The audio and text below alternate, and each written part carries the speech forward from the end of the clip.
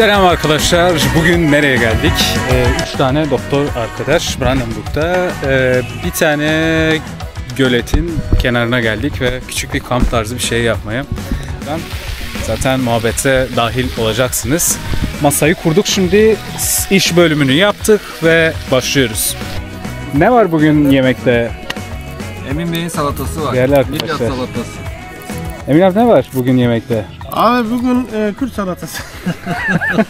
Soğanlı tabii ki. Ondan sonra böyle Akdeniz usulü balık ve karides. Gayet güzel çayımız, şaydanlığımız var. Suyumuz var. Pul biberimiz, isotumuz.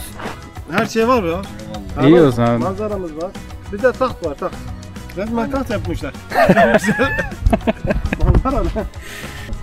Şimdi madem sizi yakaladık, böyle 2 tane doktor Almanya'da hali hazırda çalışan. Evet abi. Tabii abi, senin daha fazla tecrübelerin var. Estağfurullah abi. Onun içinde yurt dışında daha fazla tecrübe var. Ben de burada var, evet. Almanya için diyelim. Evet. Hala şu anda Türkiye'den mesela Almanya'ya gelmek abi. Evet. Ya şu var, hala mesela güzel bir soru sordun. Yani bir ekonomik kriz oldu, oradan bayağı insan geldi, tamam mı? Ekonomik sebepler. Bence yanlış bir karardı. Yani orada şoka kapıldılar. Daha önce bakma, yani politik diyorlar, yok ülkeyi beğenmemiş ama gelen insan sayısı belliydi aşağı yukarı, azdı. Ama ekonomik kötüleşince birden sayı bayağı bir arttı. Ama sonuçta yurt dışına gitmek ömür boyu olan bir şey, öyle birkaç yıl için olan bir şey değil. Aynen. Hani ekonomi birkaç yıl kötü olabilir ama birkaç yıl sonra Türkiye'nin standartı bellidir. Şu an yine ortalamaya döndü. Türkiye'de doktor maaşları da açıkçası Artık güzel kötü değil yani. Şimdi bir sürü gelişmiş ülkelerdeki doktor maaşlarını biliyoruz. Hani burayla karşılanabilir maaşlar alıyorlar. Bir de sosyal hayat olarak aynı sonuçta azaldı. Yani buraya kimler göç etmeli? Göç etme yolu hala açık. Hakikaten yurt dışına yaşamak istiyorum. Burası bana daha iyi uygun. Ben kültür öğrenmek. Türkiye'de mutlu olamıyorum. Farklı bilmem ne olayım falan. Ben mesela Türkiye'deyken ekonomi iyiydi. O zaman karar vermiştim. Çünkü ne istediğimi biliyordum yani. Ama buraya geldiğimde de ne beklediğini aşağı yukarı biliyordum. Öyle bir iyi gitti. Tabii. Ama insanlar, bazıları var daha hiç yurt dışına çıkmamışlar. Almanya'da doktorluk yapacağım diyor. Yani bence ilk başta bir gel, bir gör, gerekirse bir nabız yokla. birkaç hafta bir hospitasyon yap. Aynen öyle. Öğrenciysen mutlaka Erasmus yap. Hakikaten hoşuna gidiyorsa yap. Çünkü her şeyin avantajı olduğu gibi dezavantajı da var.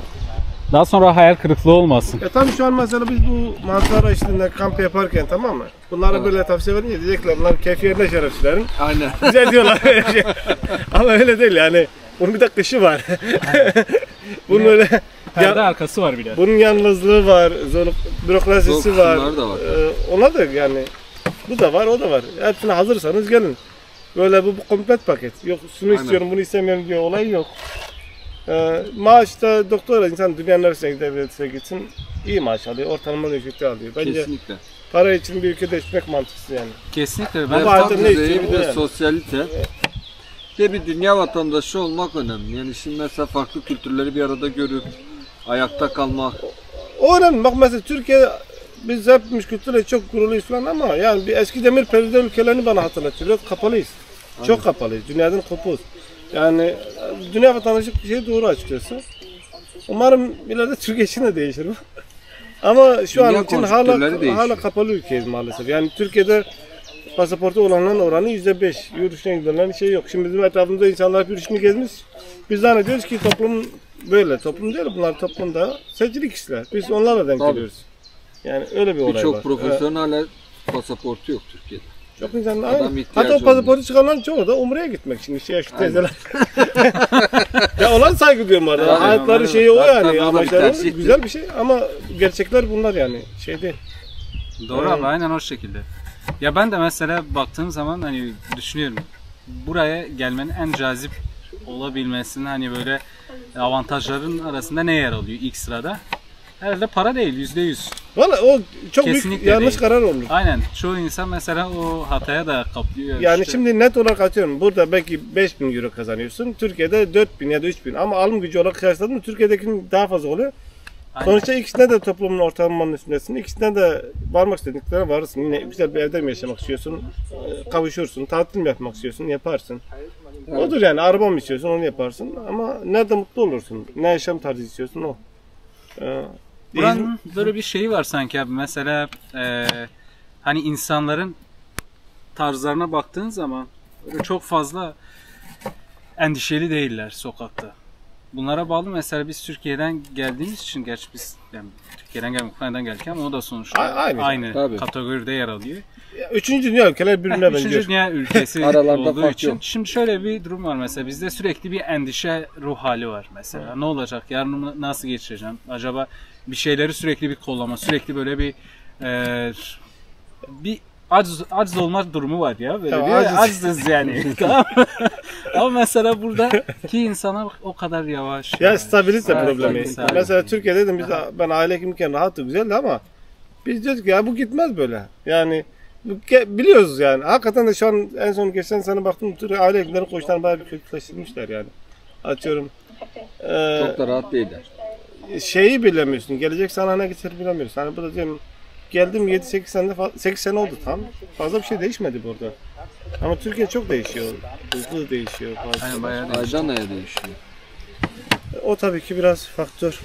Bu arada iyi doğradın ha. Valla çok sağlam oluyor. Bu soğan iyi tat katıyor. Bir de bu kabeljau balığı var. Arada ek bilgi vereyim. Bu Atlantik Okyanusu'ndan geliyor. En sevdiğim balık bu olabilir galiba. Güzel oluyordu ya. Aromatik güzel bir balık. İyi seçmişsin. Ben alıyorum bunlardan.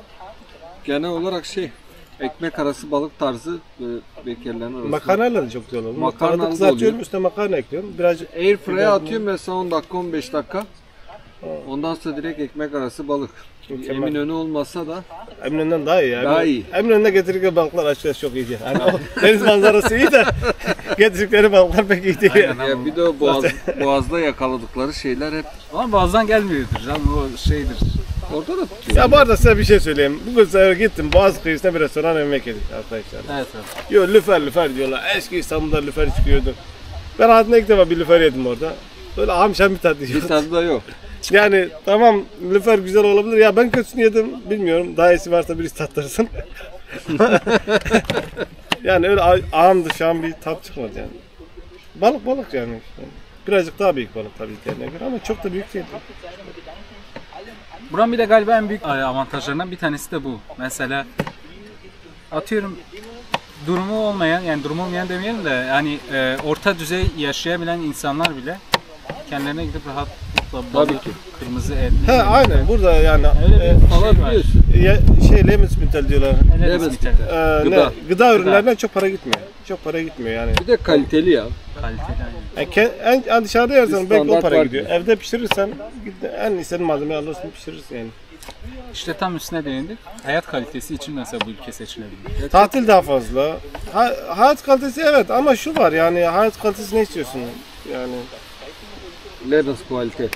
Türkiye'deki hava buradan daha güzel. Bak Türkiye'nin avantajı yok. Hava çok daha iyi buraya. Deniz güzel. Yani bilmiyorum burada da şu an güzel de gözüküyor ama hava sanki daha basık gözüküyor. Bir nem daha fazla. Bir fark var yani. İtalya'ya gittim vakit, Türkiye'ye gittim vakit oradaki havayla buradaki hava bir değil. Akdeniz, Ege. Oradaki güneşle buradaki güneş bir değil. Değil, Hani tutmuyor. Nihat Doğan şeyi gibi oldu ama herkes bunu söylüyor. Şimdi yavaş yavaş şeye dönüyor abi program. de yaşlı amcalar var ya gidip Ha şu var ben her şeye rağmen neyse şimdi amaç Türkiye'yi iyilemek ya da burayı kötülemek değil ya da birisini öbürüne değil bence öyle yanlış olur zaten. Her şeyin bir avantajı dezavantajı ama total benim için hani illa bireysel bir şey olacaksa burası daha çok uyduğu için bir şey oldu. Şimdi 8 yıldır buradayım. Pişman değilim. Ama bu 8 yılda yaşadığım tarzı değişti yani. Kesinlikle. İlk geldiğin günle şu an arasında hem bakış açısından hem Avrupa'yı daha iyi tanıman. Ya öyle de ama şu var mesela ben hala da etrafta aslında bir sürü insan var siz de biliyorsunuz Tabii. ama sonuçta yine de yalnızsın. Herkes Tabii. de burada bir yalnızlık durumu da var yani. O da en büyük şey. Yani Türkiye'de mesela böyle arkadaş çevresi hep işçi, her an böyle buluşuyor. Aile Spontan zaten öyle buluşuyor. bilmem ne. Tabii. Burada olsa. İnsanlar biraz mental sağlığı Türkiye'de sanki daha iyi gibi geliyor. Daha iyi, Ya Yani Türkiye'de belli bir mesela yaştan sonra 4-5'te gidiyor mesela bitti. 5'e kadar da kalmıyor. 3'te 4'te çıkıyorlar, buluşuyorlar, bir yemek yiyorlar. çay, bilmem ne. kahve. Kahvede İş, bir yok. her yani. akşam bir iş buluşulur yani. Bir kahve iyi geliyordu ya valla. Gidiyorduk akşam yemeği yiyorduk. Ondan sonra arkadaşlarla Masa kahvehanede kenarında. buluşuyorduk. Oyun oynuyorduk, sohbet ediyorduk. Mükemmel hayat. Ne depresyon var ne yalnızlık da hiçbir şey. Aynen. Aslında sürekli bahsediyorlar. Mesela bazı kanallar var ya işte Almanya böyle, Almanya şöyle. Ya böyle biraz dezavantajlarına çok fazla değinmiyorlar. Tabii, Özellikle tabii. bu insan ilişkileri üzerine olan Aslında açık olarak her şeyi belirtmek lazım gelecek kişiler için. Yani hayatla boğuşmak istiyorsa kendine Maddi daha- olarak da öyle herkes çok iyi kazanmıyor burada. Tabii. Yine geçiniyorsun yani öyle zengin olayım değil. Şu var, elektronik aletleri burada daha iyi alabiliyorsun. Araba daha rahat alabiliyorsun. Ama bir şey sürekli başın yolunda bir manası kalmıyor. Böyle bir durum da var yani. o yolla aslında mücadele ederken daha zevkli. Ya şu an istediğim teknolojik aletim var da o durduruyor yani. O teknolojik alet sana ne yapacak Tabii. yani. Bir de hayatta Araba beklentilere merakım göre. hiç olmadı. Bilmiyorum. Peki iş mesela, iş anlamında baktığınız zaman. Ya en büyük avantaj iş. Yani Tabii özellikle mesela nöbet sonrası tatil açıyorum. Yılda 6 hafta tatil. Hani o sayede tatil yapabiliyorsun, gezebiliyorsun. Zaten buraya esas dayanıklı kuran da o. Şu tatil olayı olmasın 6 hafta millet kafayı yer. Tabii ki. Valla. Yani millet şimdi geziyoruz, herkes onu lüks görüyor da o tatil olmayan dönemde de eşek gibi çalışıyorsun. Yani Yalnız şöyle bir durum var burada, güzel bir taraf. İşte bu muayenehanede bile rahat çalışabiliyorsun. Türkiye'de o kalkmış olay. Yani muayenehane olayı gerekli hakikaten. kesinlikle. Yani krankenkasse bağlı da olabilir. Sen burada çalışıyorsun, biraz daha rahat çalışıyorsun. Vatandaş ile. Vatandaş bize gelip para ödemiyor zaten, sigortadan Kran alıyoruz. kasasından alıyoruz. Hem vatandaş için iyi geliyor, biz vakit arıyoruz, bilmem ne oluyor. Hem bizim için de, yani doktorlar için de Tabii. daha kimseye bağlı olmuyorlar. İstedikleri gibi çalışıyorlar. Türkiye'de ne yapmışlar? Doktorları özel hastanelere bağlamışlar. Özel hastanelerde senin çalışan olarak bile göstermiyor. Yok sigortalı çalışıyorsun, yok bilmem ne Aynen. yapıyorsun. Yok mali müşavir tutacaksın falan tutacaksın. Saçma sapan işler. Seni kullanıyor ama sorumluluğunu almıyor. Öyle de bir Peki hasta açısından mesela sanki Türkiye'nin böyle bir şeyi bir tık daha şeyi var böyle. Ya cazibesi Türkiye'de var. hemen doktora ulaşabiliyorlar. O konuda iyi diyorlar ama şu var. Türkiye'de mesela buradaki aile hekim sistemi çok daha iyi Türkiye'ye göre. Yani sürekli seni takip eden buradaki Biri var. aile hekimi biraz daha aile doktoru gibi düşün. Tabii bunda da yine bir genel bir seviye var yani. Bir de aile Kronik hastalıkları iyi tedavi edebiliyor aile hekimleri. Yani tansiyondur, kalp dışı yapıyoruz. Zaten sürekli bir eğitime katılmak zorundasın. Ha, şu an bile bak eğitim açık. eğitimde şu an. Bakma bir şeyler de. Neyse. Yılda uzman bile olsan 50 puan toplamak zorundasın. Yani Tabii. sürekli fresh kalıyorsun. Ve bir hastanın sahibi var. Yani benim şimdi hastalarım bende, ben neyi var ne yok biliyorum. Hangi hastaneye gitmiş, Kesinlikle. nereden ne tanesi var biliyorum. Ona göre yönetiyorum. Buradaki işte doktor bir orkestra şefi gibi. Hem sahibi hem de orkestra şefi. Yapabileceğin her şeyi sen kendin burada yapabiliyorsun. O da doktora bağlı. Bazıları az yapabiliyor, bazıları çok. Ama bir sürü şey yapabiliyorsun pratikte. Olmayanı başka uzman doktor yolluyorsun, hastaneye yolluyorsun. Yapılıyor. O iyi. Türkiye'de gidiyor bir tane dahiliye uzmanı hastanede. Tansiyon ilacını başlıyor. Sonra 3 ay sonra gidiyor başka bir doktor. O da başka bir ilaç başlıyor. O da diyor ki hangi ilacı kullanmışsın? Götürüyor tezlerinde verdiği ilaç Poşetle. paketlerini koyuyor. İlaç planı diye bir şey yok. Burada mesela medikamentin planı diye bir şey var. Geliyor. Hasta onunla Herkes geliyor. biliyor hangi Bir de doktor QR ne vermiş, kodun ne- olması çok güzel. Mesela hastanelerde mesela multifarm bu birçok Çalışıyor ilaç mu artık kullan- o? Tabii Ben çalışıyor. hastadayken çalışmıyordu o. Diyor bizim çalışıyor. Medical Plan Scan diye bir bölüm var. Oraya basıyorsun. QR kodu tak okuttun mu? Mesela hastanın atıyorum 20 tane ilacı var. Tak diye ekrana geliyor. Tabii onların Ama şimdi içerisinde mesela E-Devlet'in sistemi sanki biraz daha böyle daha kapsamlı yani Ya, erişebilirlik E-Devlet anlamında sistemi mesela. tabii başka bir şey. E-Devlet Yani- sistemi genel olarak güzel. Yalnız orada biraz fazla detaya ulaşabiliyorsun. Yani daha fazla detay, ya daha ben fazla baktım arkadaşın hastanede yatıyor. Doktor vizitte neyi yazıyor o bunu bile görüyor. Yani. Ona Evet. gerek var mı hakikaten bilemiyorum yani. tabii, O hasta biraz da çok intern bir şey yani. kalmıyor. Orada şimdi hasta anlamıyor her şeyi. Görüp kafasına bir şey yapar, bilmem ne yapar. Esas tedavi ne yapıldı, tanı ne yapıldı. O yeterli olur yani. Bir de bütün radyolojik Ama o labor görüntüler de sistemlerinin orada görüyor. olması çok güzel. Labor, röntgen, MR. Hı? görüntüden. Görüntüleme şeyleri falan da var. Ay, onlar- En nabızda. E-Devlet sistemi genel olarak çok güzel. İyi buluyorum. Burada da keşke öyle olsa. Şu an yeni geçmeye çalışıyorlar. Elektronik pasient naktı. Aynen. Ama daha Ama otomasyon bize şu an sürer. mesela elektronik olarak bazen sevk ediliyor hastalar. Praksislerden. Öyle mi? Tabii. Mesela bugün bir hasta geldi. Kadın Einweisung getirmemişti. Direkt praksisten şey yaptı. Elektronik olarak şey gönderdi. Ha evet bu kim var? Aynen. O adres üzerinden yollamışlar. Aynen. Aynen. Ama mesela iyi olan taraf şu. Mesela yaşlı hasta geldiğinde bazen medikament planını unutuyor, getirmiyor. Einweisung var ama almamış yanına onu. Biz hemen mesela Ausart'la iletişime geçiyoruz. Mesela dün ilginç bir şey oldu. Hı. İlk defa fax çektim yani. Daha öncelerde ilk fax nedir bilmezdim. Yani kullanmamıştım. Çok kullanıyordum. Fax Şimdi machine. azaldı. Fax machine. Ajab, listen to me. They put me in a time machine. Time machine. Have you seen time machine? No fax machine. I don't have it. No No fax. fax machine. Who told you that I'm asking fax machine? Time machine. I don't get it. So, Who are you ya? why the fuck are we speaking English? Türkçe konuştun da ikiye bak. İyi Ondan olay, sonra bari- bir fax çektik. 5 dakika sonra tak diye hastanın medikament planını gönderdiler Praxis'te. Genel olarak yıpranmaya baktığında bence Almanya'da hekim daha az yıpranıyor gibi geliyor. Yani Türkiye'deki hekim daha çok yıpranıyor. Yani gün boyu o kadar. Ya mesela şöyle bir örnek vereyim. Türkiye'de de bir 65 yaşında bir doktoru alır. Bir de Almanya'da bir 65 yaşında bir doktoru alır. Yani standartlarda bence çalışmış adamları. Bence hani Türkiye'deki adam daha yorgun, daha enerjisi tükenmiş. Yani ortalamaz diyorum yani çok şey yapmaya da gerek yok. Çünkü o kadar hasta baktıktan sonra insan o bir şekilde yıpranıyor yani bir şekilde. Bir de sonra Ya bir de robot sanki oluyor. şey de önemli. Böyle ne aradığına da biraz bağlı. O da bağlı. Buraya entegre olamayan bir doktora alalım mesela, gelmiş buraya işte mesleğini icra etmek istiyor. Ama sürekli mesela atıyorum Türkiye'deki o çalışma alanında ya da Tabii. arkadaşlarında ya da sosyal Genel olarak ne aradığına bağlı. zor olur yani, aynen. Biraz ne aradığına bağlı ve hayattan Ya beklentilerine. burada seni hizmet ne şeyi mutlu kötü, ediyor. hizmet kalitesi. Tabii. Mutfak dolabı alırsın 500 lira, kurulumu olur o da 500 lira. Ya 5 lira mesela ucuz gelebilir, ikinci el bulabiliyorsun. Hatta bedava da buluyorsun. Tabii. Ha, Ferşenk de bulabilirsiniz. Sıfırlar da ben bütün mutfağı almıştım. Şimdi pahalanmıştı da 1500 lira almıştım. Beyaz eşya dahil. İndirimdeydi yani markette. Buzdolabı, Aynen, her şey ocak. dahil. Onları eve getirdiler, taşıması 350 euro tuttu. Ev kendi kurumlarla yapsalardı o da 750 tutacaktı. Ona gerek yok dedim, biz kurduk. En son fırın bağlamasını bir elektrik çağırdık, 50 euro ona verdik, o yaptık. Ha, öyle bir şey. Hayatımda ilk defa mutfak Ama kurdum. Almanlar sanki kendi işlerini kendileri yapıyorlar Aynen genelde. işte onun için. Güzel Yani işlendi. 750 euro ona mı vermek mi yoksa o parayla tatil yapıp kendini yapmak mı? Yok Tatil. diyor, kendim yapar. Evet, kendim yaparım diyor.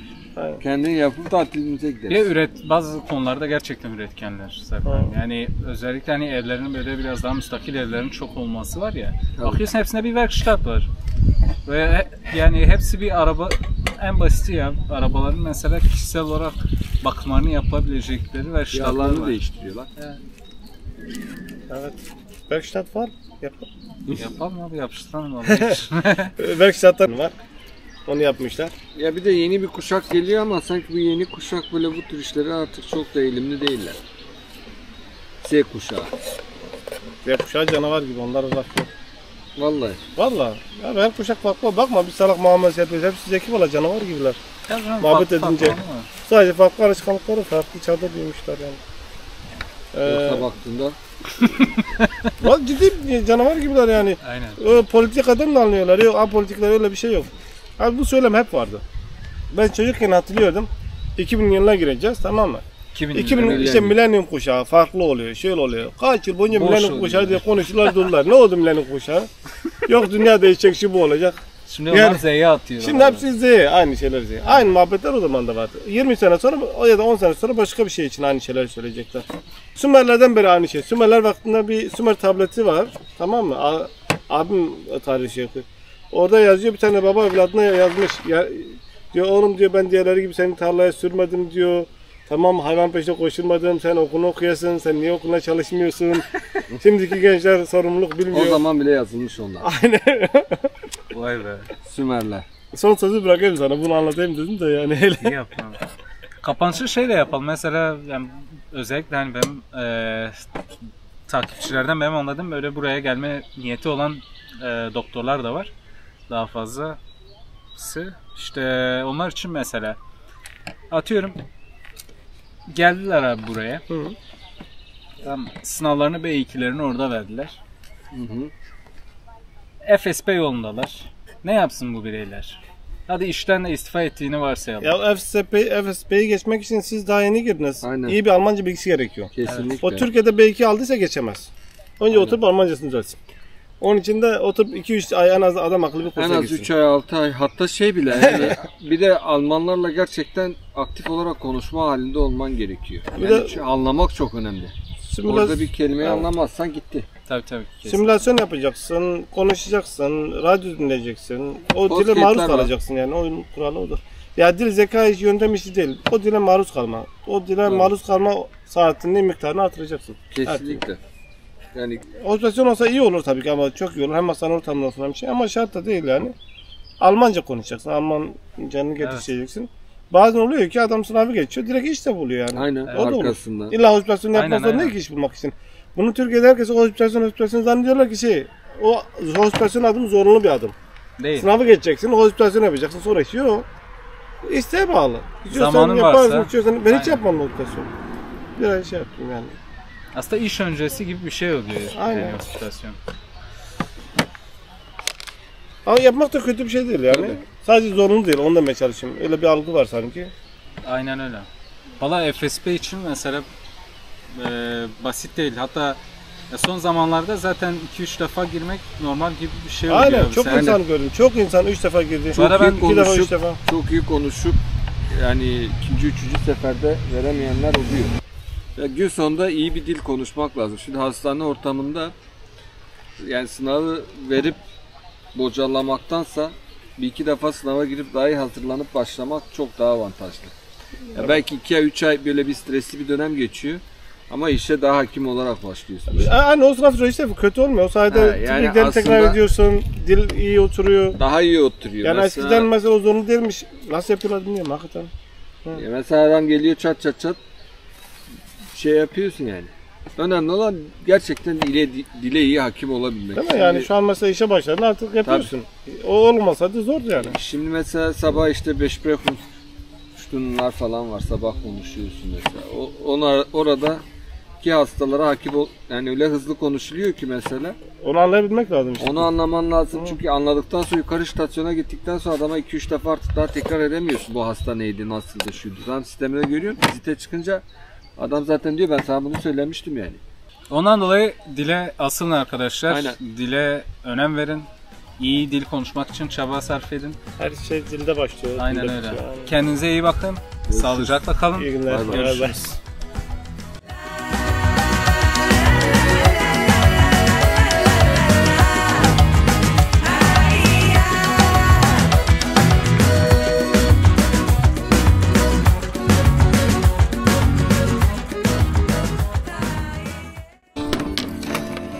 Sen beni firuşlar gideyiz Keremce tuvara